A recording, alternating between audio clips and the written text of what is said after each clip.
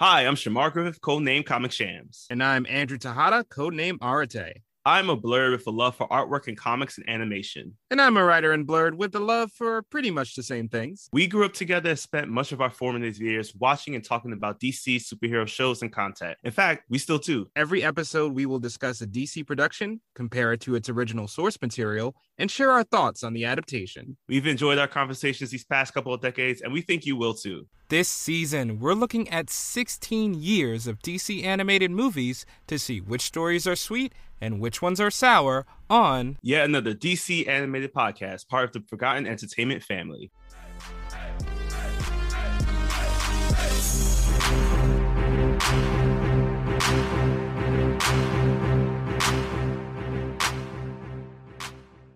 Welcome to yet another episode of yet another DC animated podcast. My name is Shamar Griffith, codename Comic Shams. And I am Andrew Tejada, codename Arate. Andrew and I have known each other since 1996. That was the year Scott Menville, who voices Robin in this film, appeared in Sonic Christmas Blast. What was his role? I have no idea, because Wikipedia and IMDb won't tell me. But he was in the Sonic Christmas special. Okay, if I really had to guess, it had to be, oh man, this is a sign. I'm not actually hating this, but there's a lot of Sonic content out there. I have no idea what random robot things that Robotnik or Eggman would have had in that series or something. Whatever he had, maybe Scott was all of them. We don't know. He is a talented voice actor, so he could pull it off. And we get a chance to see the full extent of his talent as a voice actor in today's film. Andrew, I did it. I got you to watch not one, but two of these things. It's incredible. It's a feat no man thought they would achieve. Yes, Teen Titans Go to the Movies, the first ever feature-length film that Teen Titans Go put together. You made people out there give them shit. I know. Oh, well, wait, I can't say that right now. Sorry, kids, because this is a PG rated film today. PG? Really? No, this is one that actually, the rating actually matches for once. Yeah. Yeah, so Teen Titans Go to the Movies, the first film from the Teen Titans Go series. It is an 84-minute long film, which I did not realize how long it was when I watched it again. Yeah, there's some sections I was like, what is... Oh, okay. Yeah, right. What? So yes, this is it was directed by the Teen Titans Go showrunners, Peter Rita Mikhail and Aaron Horvath. Both of whom this is their first time in directorial seat. So this is a cool experience, I would definitely say. Again, it was released in 2018, and this is actually the second theatrical release film for Warner Brothers Animation / DC Entertainment that was based on a TV show. If you had to guess, do you know which is the other one, Andrew? First Teen Titans Tokyo? Nope. It's actually a movie that we actually covered on this podcast, Mask of the Phantasm. Oh. So Mask of the Phantasm, then Teen Titans Go to the Movie. Yep, same vibes. Same vibes. Yep. Just hold it up to the highest of caliber here. So the movie, again, was released in theaters. It had a budget of $10 million and brought in $52 million. It's not like it doesn't look like it's worth $10 million, but that is incredible. And today the plot of our film is how much Teen Titans Go content can I torture Andrew with before he finally becomes a fan? Or arch nemesis. Speaking of arch nemesis, we're going to jump right into the cast list. As we have first up, we have Will Arnett. He decides to drop the cowl and become Deathstroke here, or rather Slade Wilson. We can't say the D word in PG rated films. Following up Will Arnett, we have Kristen Bell, who decides to no longer play Anna, but instead play Jade Wilson in our film today. Eric Bauza, another talented voiceover artist. You might have heard his voice in some things like Leonardo from the Teenage Mutant Ninja Turtles, but today he's playing an aquatic person, as he is voicing Aquaman today. Before Sing 2, Halsey stepped into the role of Wonder Woman, actually. There's a fun little joke in there in which she recognizes that we finally got a Wonder Woman film, because this is, I think, what was it? Wonder Woman 1 came out 2016, 2017? 2017. 2017. Okay. Yeah, it sounds right. Next up, we've been waiting for this guy to have a feature in a full-length film from quite some time, as Green Lantern John Stewart today is voiced by none other than Lil Yachty. Why not? Why not? Why not? If we're gonna get, why not? It's the only theatrical movie with John Stewart's Green Lantern anyway. Why not let it be Lil Yachty?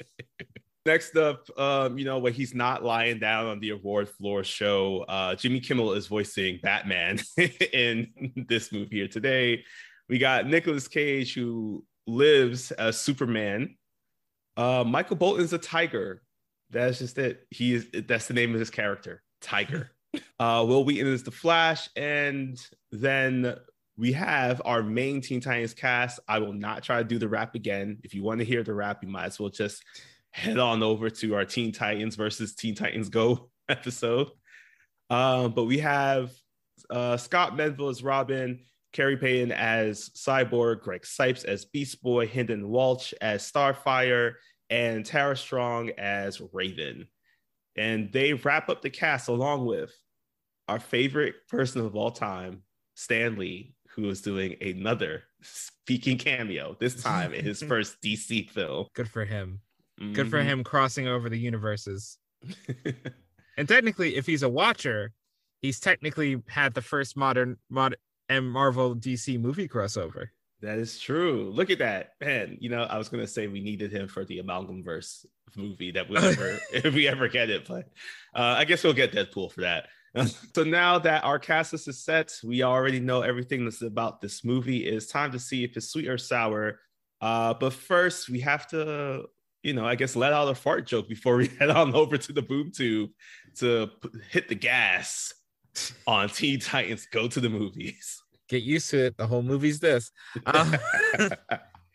So we have a balloon monster attacking Jump City. Honestly, not even in the top 10 worst things to happen to Jump City. Please see Teen Titans Go versus Teen Titans.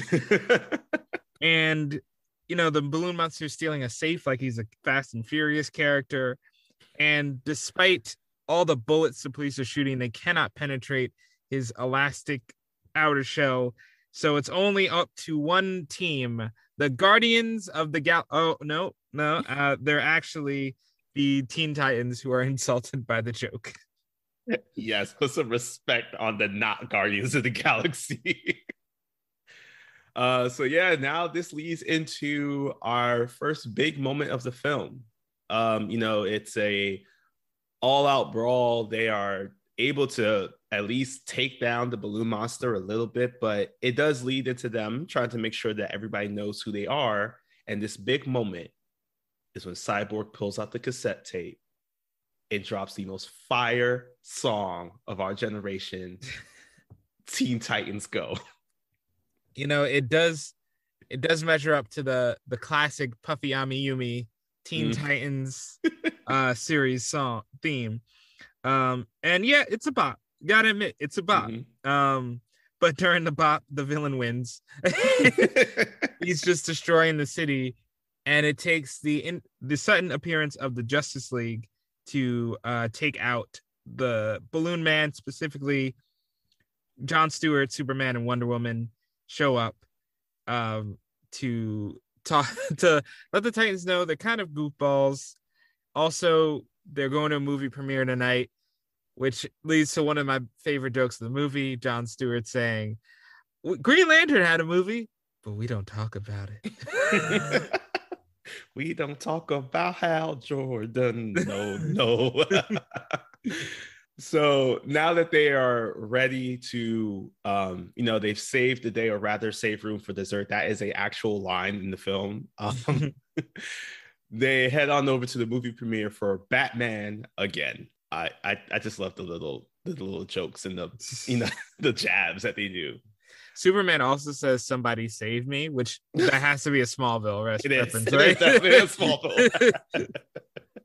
So that's already a sign of what you're going to expect in this film. It's just a lot of Easter eggs and pointing fun at the fact of how many different continuities of DC entertainment there is out there. So now that we're at the movie premiere, we get a chance to see a bunch of the Justice League members, a bunch of DC heroes coming in. Batman comes through. Flash is using this opportunity to photobomb pictures, and the Atom also makes his appearance for a split second because, let's just say that Robin just did not see where he was going, and he may have killed a superhero. He comes back later. He's fine. So now that the Teen Titans are at the movie premiere, they're getting ready to walk on the red carpet, but unfortunately, the security guard is not allowing them in because they don't know who the Teen Titans are. They're getting ready to play their song again, but a more important set of superheroes make their appearance. The Challengers of the Unknown. Who are these guys? These are more. I was like, this is more obscure than Doom Patrol. Andrew, I don't know who these guys are. They're unknown. So they make it into the theater, and now I do love this moment here because as the Teen Titans are freaking out trying to figure out, like, how do we get in, Raven points out, hold on, I can make portals that basically travel to anywhere that we need to be. Why don't I just do that? And it serves as like a way for them to move along the plot point several times throughout the film. Portals. Portals, of course. Yeah, so after she banishes the Challengers of the Unknown to the Shadow Realm, we get to see a couple of movie previews. And, it's a quick setup of Robin thinks it's going to be his movie, but it's something else. And as my co-host has pointed out, this actually reflects reality of the 3 movies that came out before Robin movie. Yes.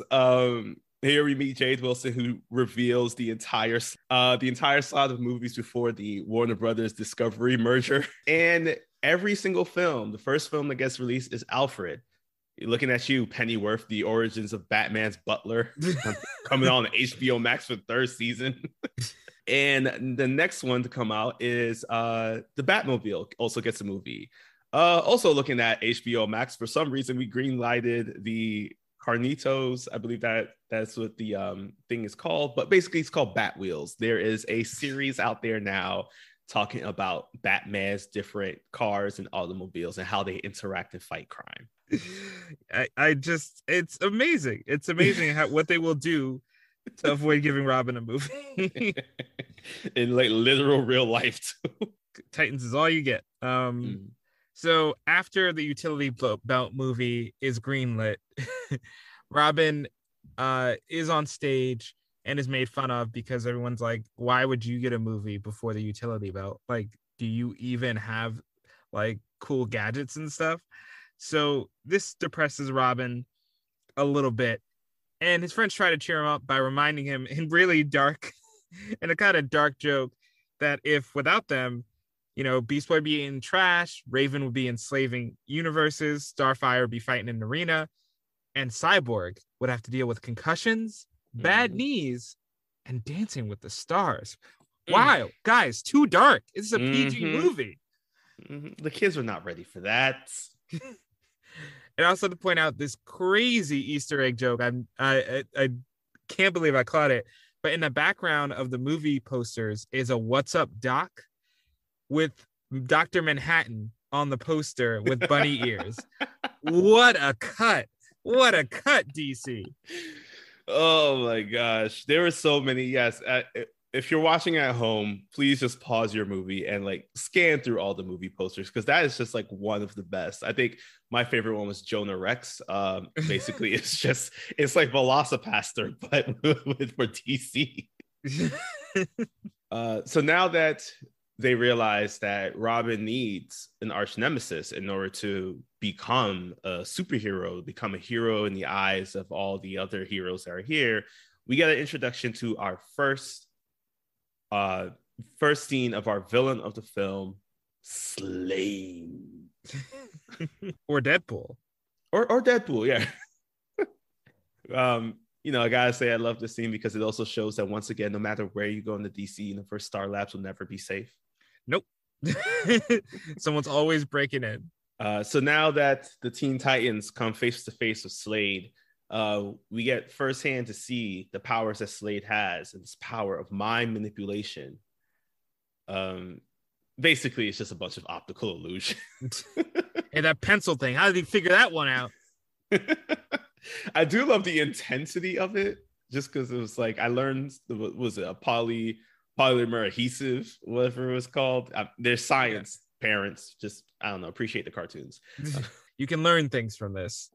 And Slade, who I'm convinced they're calling, not because they can't use Deathstroke, but because people just associate that with Teen Titans better.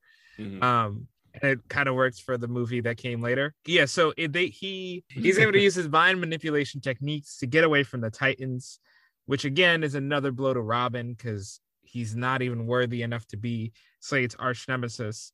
So he goes home to get a nice night's sleep and starts launching into this Lion King parody, which is perfect, and I have no notes. I also love the fact that it basically modeled after the GIF or GIF. I say GIF, but just in case, I'm not trying to get canceled on the podcast because I say it wrong. But yeah, they basically yeeted Robin. Just the Rafiki, goodbye, Simba. Which he wakes him up from his nightmare, and then his friends trying to cheer him up by showing him a home movie they video that they had to tape over Young Justice for, which, inside joke of like Teen Titans Go at one point was still running while Young Justice got canceled. And again, that history has repeated itself because once again, Teen Titans Go is lasting longer than Young Justice. So that's a great gag. I'm thinking you'll miss it, but it's fantastic. Damn, that cut deep, actually. Yeah. Twice. But now that Robin, he doesn't want to watch this film because he's just like, it starts off with them kind of making fun of him, talking about his baby hands.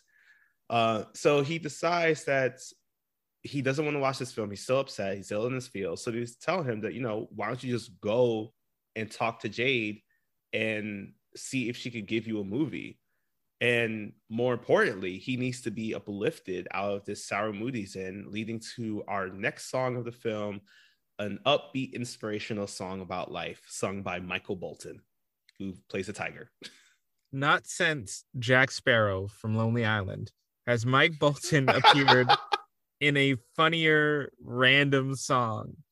And this is another one which is pretty fun, pretty nice to listen to, and has what might be the best joke of the movie, where at the end of the song they're in a car and they run over the tiger character and they get out and they're like, is he okay? And Cyborg goes, I think his dad's a cop. And he I don't know who did that joke, but kudos, because why?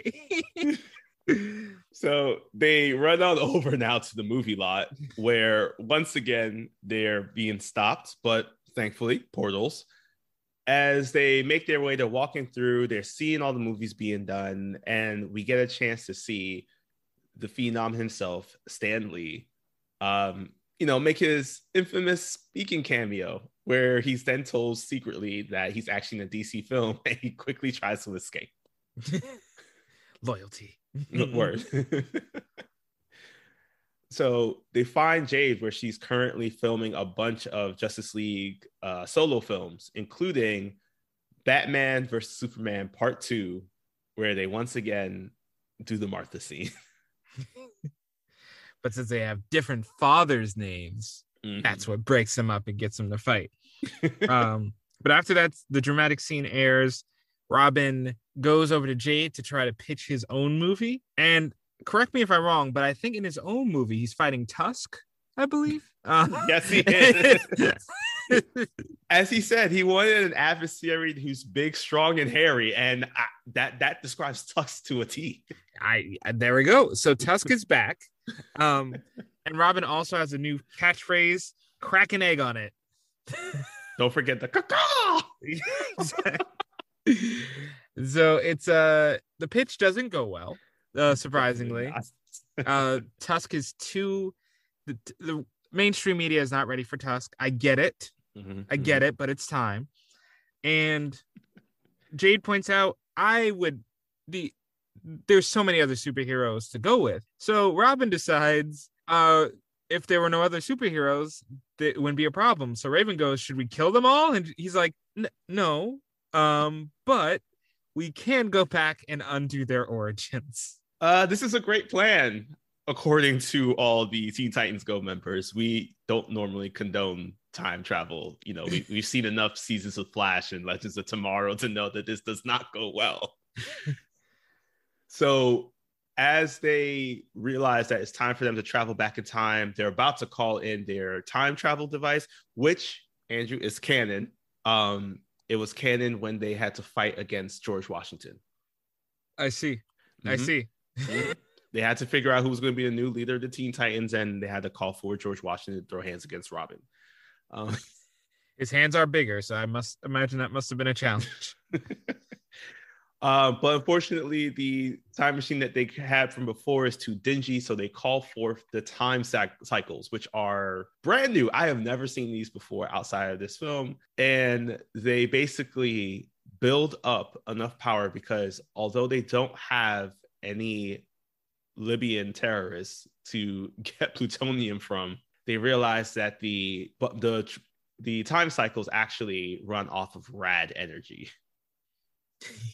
So just like Tony Hawk's Pro Skater, when you're doing all the tricks and stuff, the air tricks, or Spider-Man PS4, we have to do all the air tricks to build up momentum. That's what they do here. And they also have the DeLorean Back to the Future theme playing in the background, which is a nice touch for a Back to the Future fan like myself. And they go back in time to start undoing some origin stories. First off, they stop Krypton from exploding by using dubstep on Krypton's crystals. I'm not gonna lie, it was actually a catchy enough beat that it floats. And we also get a chance to see, this is the part where I had to question this PG rating because we saw Super Baby's butt. Yeah. Super Baby does twerk in this film. So if you did not like She-Hulk twerking, I don't know, you may like this one. I don't know. It could go either way. So they save Krypton. They decide to steal Wonder Woman's lasso of truth. They throw the soda can rings into the ocean and it gets caught on baby Aquaman. And the most important save of all, besides, making sure that Bruce Wayne and his family doesn't go down crime alley, make sure they actually go down happy lane, was that they stopped the Teenage Mutant Ninja Turtles from going to the ooze and then from being mutated. So savage. So savage. But as soon as they get back to the present, they realize things are too bad here. Lex Luthor's shaving everybody bald. Sinestro's going around messing with people. So they immediately go undo it all and go make all the origins tragic. So they let Krypton blow up, give Wonder Woman back her lasso, save Aquaman. And I'm stealing this because I know it's a meme I saw somewhere. But when Robin pushes Batman's parents into Crime Alley, somebody subtitled that with DC executives every time they need some money. And they just have him happily shoving the parents into Crime Alley. Oh my God. And 100%, I think that's what we're doing here. Wow. Oh no. Whoever made that meme, you're a true hero. You're the hero that we needed and deserve. So now they head back home, or back to the future.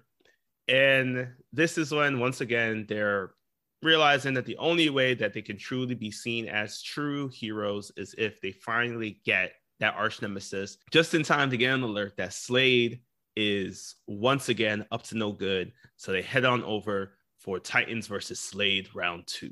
And this time they're taking it more seriously. They're trying not to be fooled by mental manipulation, not looking at their shirts. They're keeping it real serious. And that does lead to a pretty decent fight scene. One of my favorite little beats here is that there's a point where Beast Boy takes a little bit of Cyborg's tech, and he's an owl in owl form, and is able to like shoot lasers off of his owl back and maneuver around. I think that's pretty badass, actually. If Harry Potter's Hedwig had a gat, I think the whole series would have gone a little bit differently. So I think I'm glad this they teamed up like this. Who needs 7 books when you just got Hedwig with a Uzi? It'd be like that meme of like 7. It's a thick stack of books, and it's like Harry Potter normally, and then it's a small book where it's Harry Potter if Hedwig had a gun. Hedwig was the hammer. Oh, like, you know what? Yes. And I also really love this scene too, because it, again, like, you know, it's them taking themselves seriously, but again, just like the combo stuff that was happening. I think for me, my favorite thing was just at one point when they're actually able to steal this crystal that Slade is trying to steal it back rather, and Raven's able to put it into the Titan's vault to keep it safe.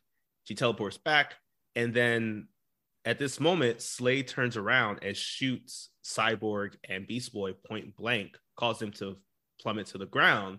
But then Robin's like, don't worry, I'm gonna catch him. Y'all two go catch Beast Boy and Cyborg. And it's just this very intense, very artistically like animated scene, because you see like the color streams of each person as they're falling to catch the other. And it's like, it's just, to me, I just really like the scene. Also the fact that you can see the budding relationship between Beast Boy and Raven, as Raven's the one that catches him. But then in the next scene over, we finally see that Robin is able to finally take down Slade. He's done with that mind manipulation. Slade doesn't have any more tricks except for one. He mentions, you really want to arch nemesis. You got to kind of let me get away. And Robin's like, well, good point. And then as Robin's thinking about the movie opportunities, that's when Slade does get away. And also in the scene, I do love that at one point, Robin's using Cyborg's body as a jetpack, and he lets it explode. And I'm like, wow, that's really messed up. And then Cyborg addresses it because he was just ahead, and he comes back to his body. He's like, bro, what did you do to my body? So as the Titans are celebrating their victory, Slade remarks that he needs to split up the Titans if he has a chance of getting away with his master plan of stealing crystals, because Raven took his crystal, put it in the Titan's safe. So now he has his plans disrupted. So now he's aiming to try to get the crystal back, get at the Titans. And that's also when Robin gets a phone call from Jade. Mm-hmm. Jade calls him to let him know that she wants him to head on over to the lot. Once again, the Warner Brothers lot, where, as Starfire points out, this is where the Animaniacs live. They did show the water tower. And as they head on over to the lot, this is running joke that is in the film as well, that every single time they head over, there's the same security guard who keeps blocking them from entry. And as they head to the lot, the guard comes up again with the line, and they're like, we're ready to throw hands at you at this time. But he's he's apologetic. He's like, oh, I'm sorry, I didn't realize it's the Teen Titans. I love you guys. I didn't know it was you. So he immediately takes them over to where Jade is starting to prep for the film for the Teen Titans movie. And it's basically, the set is just all crazy. It's like pulled right from their own home. They got the tower, they got the couch. They see that the animals that are usually in the beginning of every single Teen Titans Go episode making their way over to their places. And Robin is just super thrilled about this. Even Beast Boy is so thrilled. Like, he's so thrilled to the fact that it's just everything looks so real that he was like, even the toilet is real, which leads into a 3-minute long poop joke. Yep, it's a 3-minute long poop joke, guys. That's the joke. Everyone keeps using the toilet. That's all it is. That isn't real. Let's point that out too. Yes. Yeah, that's the entire joke for 3 minutes. And it was back to the usual shenanigans, but I will give them credit for the joke that follows, where Slade walks on set and they beat the hell out of him. And it's revealed that it wasn't Slade, but actor Shia LaBeouf. And when he says it's Shia LaBeouf, they go, "That's even worse," and beat him more. And if you watch the news about Shia LaBeouf in the last couple of years, you'll know that joke aged extremely well. Also, we will have to point out that no actual Shia LaBeouf was harmed in the making of this film. Unfortunately, James Taylor Anderson, or I think that's his name, basically the voice of Obi-Wan Kenobi from Clone Wars, is the one who took all the hits. So thank you for James, sir, for doing what you needed to do to give us some enjoyment about Shia LaBeouf getting his butt whooped.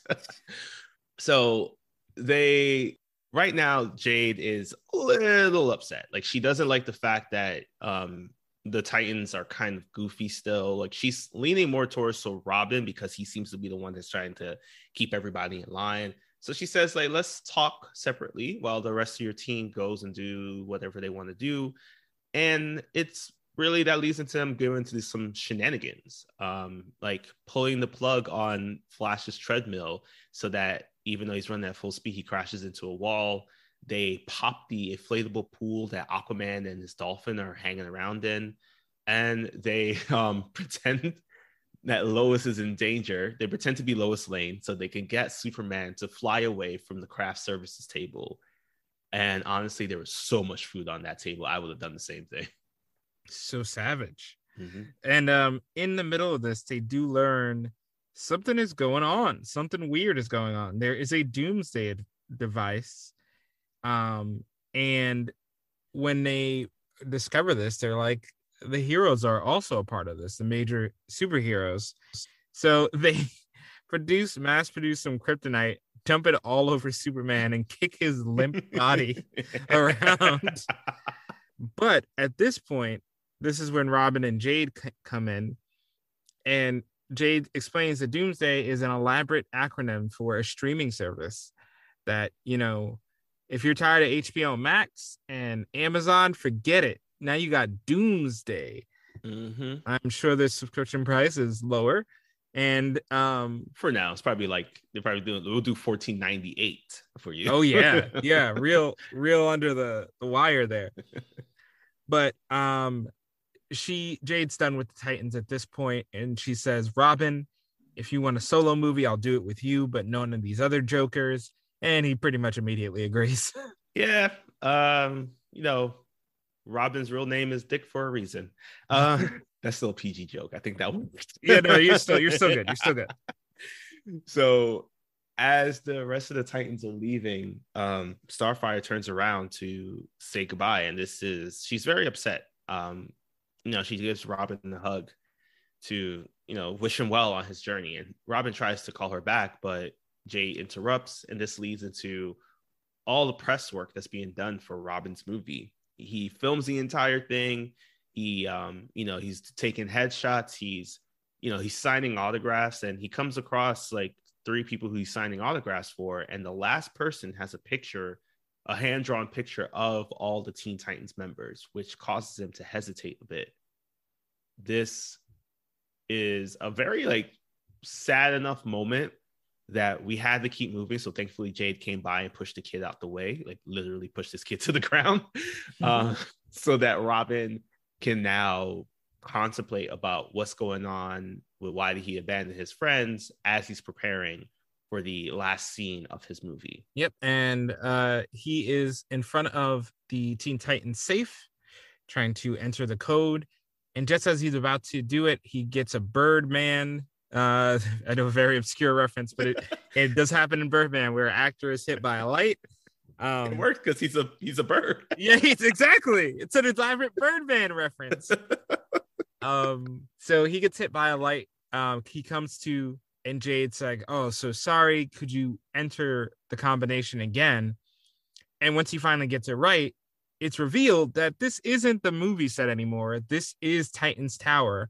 Robin was taken to Titan's Tower, and Jade's plan was to disorient him with the light hitting his head, because Jade is actually Slade Wilson in a lady director mask. Yes, this is a shocking moment for people who didn't know Slade's full name. So now that Slade has gotten the crystal, the Ditronium crystal, I believe it was called, he reveals that Doomsday is actually a mind control device. What it is that it will stream the now Robin movie. It'll be the first one to stream it to everybody, but embedded in the Robin movie is, his mind manipulation powers. And this will give Slade the opportunity to mind control every single person who watches this film. And once that, to the point where he can make sure that they could give him all the money, he can get all the glory, and they can make sure that he gets picked up at the airport at last minute calls. And he also reveals that by the time that the film is done, that the mind control will be permanent. So there's nothing that they can do to stop him. I'm assuming that this is probably a short film. But as Robin is trying to figure out how to get out, this is when Slade reveals that he's actually triggered the entire Titan's Tower to blow up. And, most villains would say they will leave and try to get a safe distance away so before they blow up the tower. Not Slade. Slade takes out that tower immediately. I also do have to mention that this is also a better mind control plot than the one in Justice League Gods and Monsters. This is less crazy than that. And it works. It really works. And see, exactly what I was saying in Justice League Gods and Monsters. Forget all the mess about trying to incriminate somebody and all that. Just head to the tower. Just do it. Yeah, you don't even have to set yourself on fire. You could just do this. So as Robin is left in the wreckage, what saves him is the fact that he's secured by his hands, but really his gloves. So by revealing his tiny baby hands, he's able to slip out of his restraints and get out of the exploding tower before dying. And that's when he leaves a long emotional message for the Titans to ask for forgiveness, but he has to stop Jade, and they just show up immediately because they were there right next to him. Yeah, they he was thinking, because Jade had told him that they were living their best lives right now and they were unable to join in for any cameo scenes, but they were pretty close by, and also revealed that they knew pretty much since Robin ditched them that Slade had to be Jade.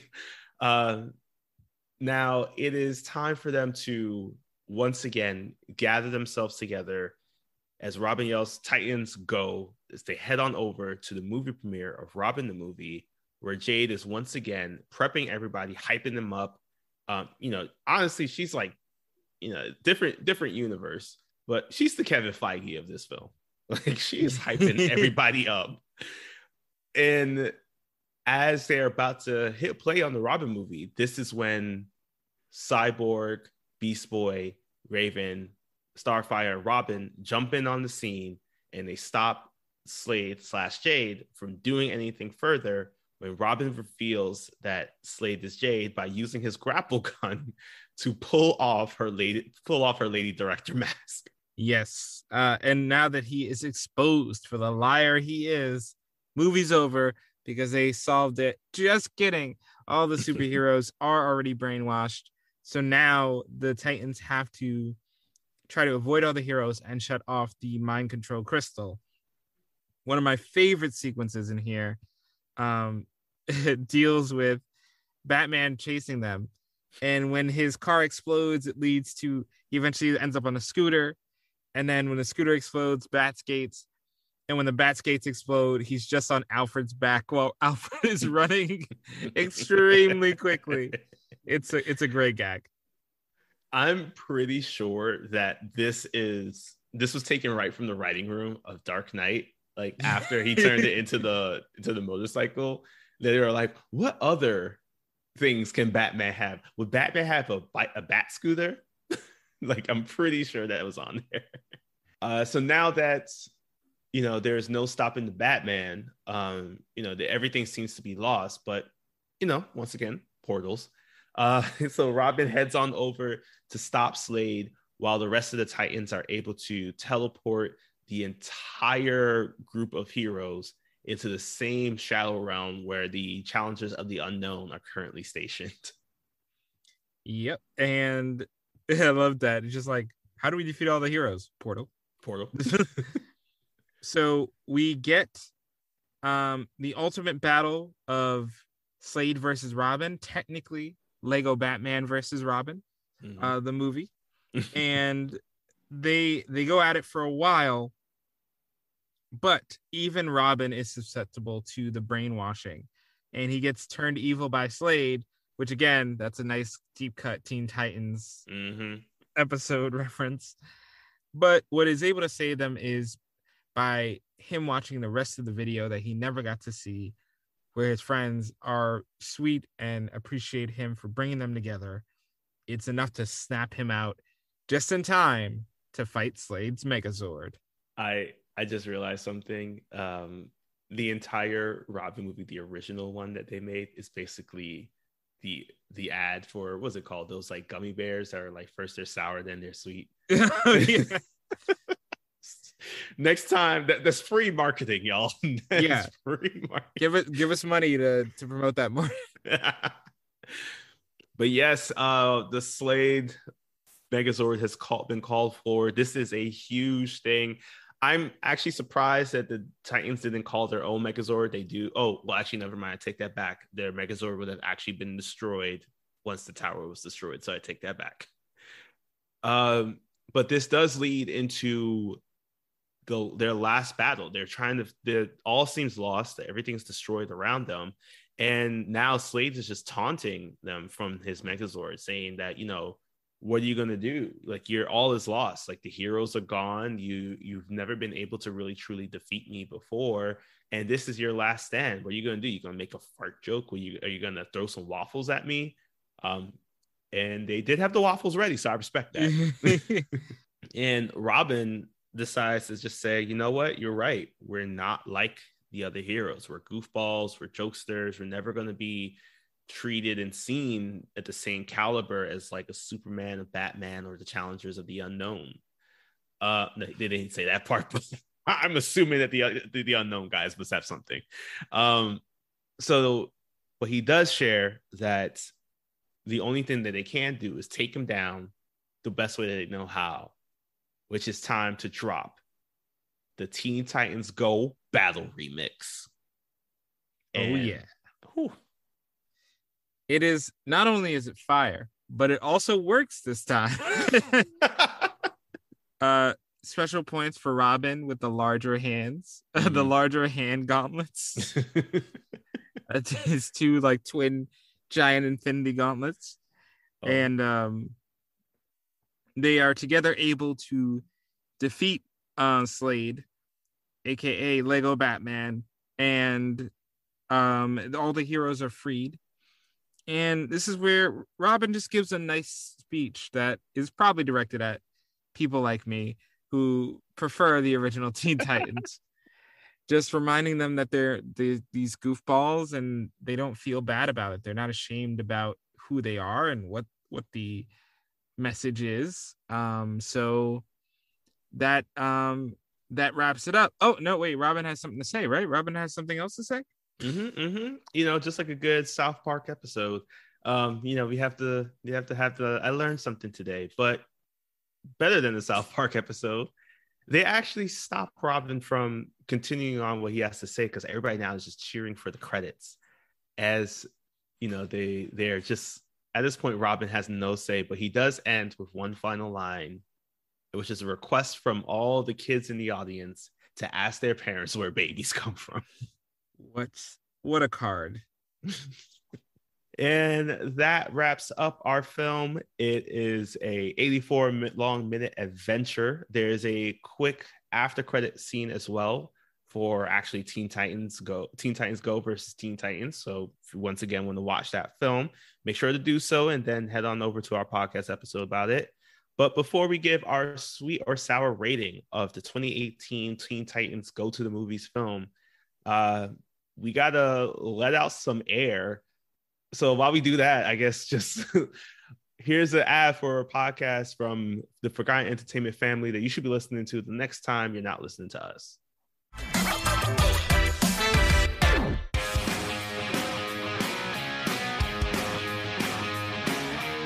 Hello, my name is Andrew Morgan. My name is Shane Beauregard. And my name is Chris Frodell. And together, we form like Voltron to make a brand new entertainment and pop culture podcast called Recent Activity. Every Wednesday, we will bring you deep dive reviews of the hottest titles from around the film and TV world, previews of the next big things to add to your watch list, or do fun things like top 5 lists, movie drafts, or anniversary celebrations of your favorite classic films. Subscribe now on Apple, Spotify, or wherever you get your favorite podcasts. Starting May the 11th.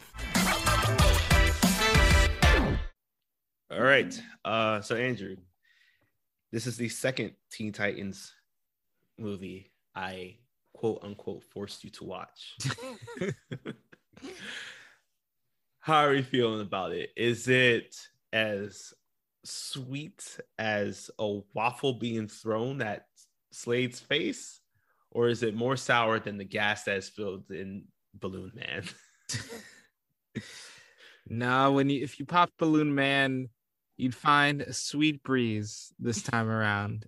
This movie, it's funny because we have recently watched Super Pets, and this movie kind of occupies a similar vein where it knows very much who it's for, what it's talking about.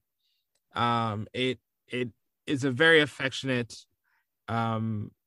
parody of everything DC, but at the core of its message, this was the one. I think this is the movie that if you need to try to get someone who does not like Teen Titans Go to give it a chance, I think this is your best shot. I think this is the best of what the show is, which is combining these very funny pokes at the mythos, but also being very genuine about the personalities of the characters and not compromising who they are to fit the landscape. It's like Teen Titans Go will be themselves no matter what happens to the rest of the DC universe, which is kind of, in a weird way, a comfort. As everything changes, the Teen Titans Go will still be 5 goofballs making 3-minute long poop jokes for your entertainment. That's where I am. How about you? Yeah, I mean, this movie is just always will be so sweet to me. This is a movie that if you crack an egg on it, it's gonna be it's gonna be great.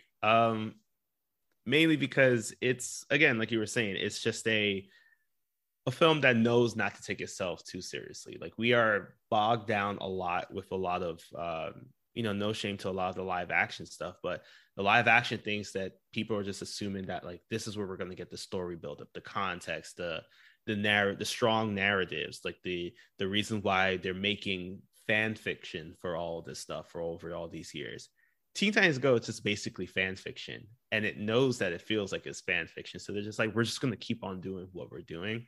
And the reason why I enjoy this movie so much is because, it brings forward a sense of the same energy that any Teen Titans Go episode would have, but there are strong elements from Teen Titans, the original series, that follow on into it. Like the desire, sometimes you like this will happen with Robin, the desire trying to like prove himself, the fact of the camaraderie between all of them. And then it's just like you see all this play out, and it's not just only, you get outside the 3 minutes of poop jokes, there's 81 minutes of like pretty decent content and making fun. And to be honest, I think this was one of the first animated productions to start poking fun of the absurdity of the fact that we've had so many Batman films and the fact that we've seen Batman's parents been killed so many times. At this point, they were just like, forget it, we're just going to kill them. Unalive them. So I do appreciate the fact that they made this film, because of the fact that it's just like, it started off as just like, we're just gonna keep on doing what we're doing. But this from this film, it was just like, we understand that we have work to do, not only to try to give ourselves some street cred as a top DC production, but also like try to make sure that we create a movie that kids are going to enjoy, but their parents are going to enjoy just as well. Because then it's like, 52 million. Pretty sure a movie ticket nowadays is like $20, depending on where you go, or if you, let's say you get a matinee or you got a, AMC pass. Hashtag not sponsored. But yeah, it's like you're got to make sure that the parents and the kids have fun. And this movie made sure that, because of the deep cuts, because of the gags, the all the funny things, that you don't even need to be a comic book fan to truly appreciate all the funny things. And by the math, at least 2.6 million tickets were sold. Wow. So either my co-host has seen it 100 times, or yes, a lot of people like the movie. I definitely bought 3 tickets on the first opening weekend. All right, so I can dive into all this comic book knowledge about it, but it's Teen Titans Go, so there's never gonna be any. All the comic book knowledge exists literally in this film. You get like a great chance to see all these like nods and Easter eggs, like how Jor-El, while they were on Krypton, looks like Marlon Brando, who actually played Superman. Not Superman, sorry, but Jor-El in the original movies. And then also just the crystals that, that whole thing that was in there. It's just like all these little Easter eggs that you're going to find that are going to, again, it's too much comic book knowledge to just share in one film. But I do appreciate that we finally got a chance to see that Slade. Gotta keep remembering this is PG. It's innocent. Yeah, so gotta appreciate though that Slade has actually made his appearance in the Teen Titans Go universe, because actually for a while we were only dealing with his daughter, Rose. So it's kind of cool to finally see that all the stuff that we were seeing in the original Teen Titans series is now finally making its way into Teen Titans Go, especially here for this movie, which actually takes place after season 5. So if you are looking to see what happens next, they actually follow it up with an episode in which they talk about how they're going to rebuild the tower after everything fell apart in the end battle. So it's all canon. Yes, it is definitely all canon. It's a tighter canon than the Arrowverse. With John Diggle, we have no idea where you are, man. Use unknown now at this point. But yeah, so this is at least I'm assuming this might be the last Teen Titans Go film we'll cover on this podcast for the foreseeable future. I hope so. I don't think it gets any better than this.